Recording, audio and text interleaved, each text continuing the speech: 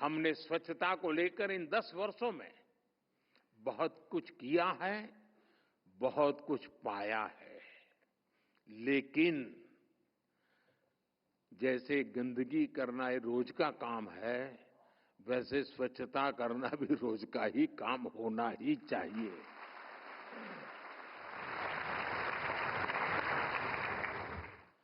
ऐसा कोई मनुष्य नहीं हो सकता है, प्राणी नहीं हो सकता है कि वो कहे कि नहीं मेरे से गंदगी होगी ही नहीं। अगर होनी है तो फिर स्वच्छता भी करनी ही होगी। और एक दिन एक पल नहीं, एक पीढ़ी नहीं, हर पीढ़ी को करनी होगी। युगों युगों तक करने वाला काम है।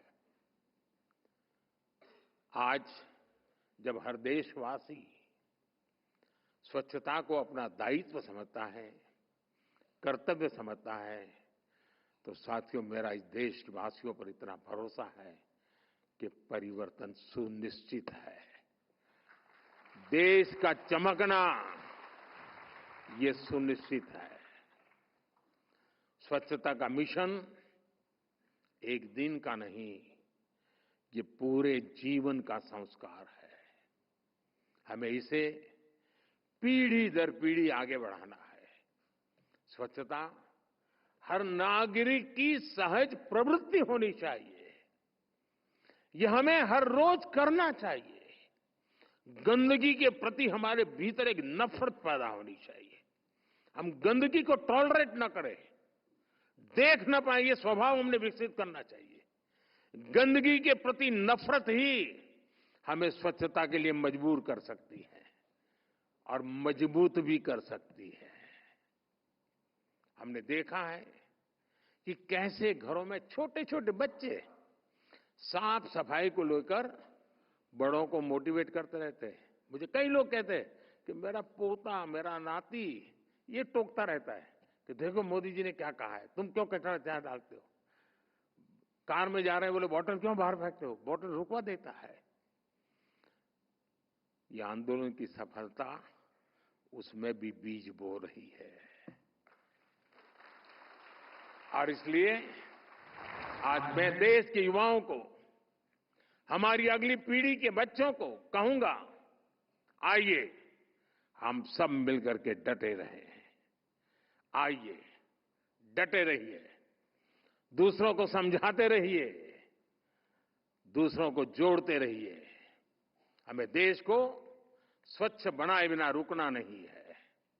10 साल की सफलता ने बताया है कि अब आसान हो सकता है, हम अचीव कर सकते हैं और गंदगी से भारत मां को हम बचा सकते हैं।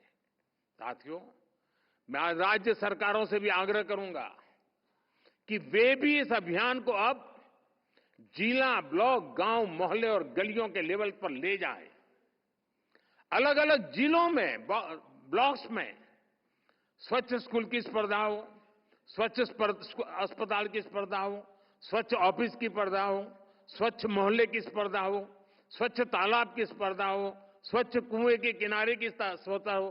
तो एकदम से वातावरण और उसके कंपटीशन है, उसके हर महीने 3 महीने इनाम दिए जाएं, सर्टिफिकेट दिए जाएं।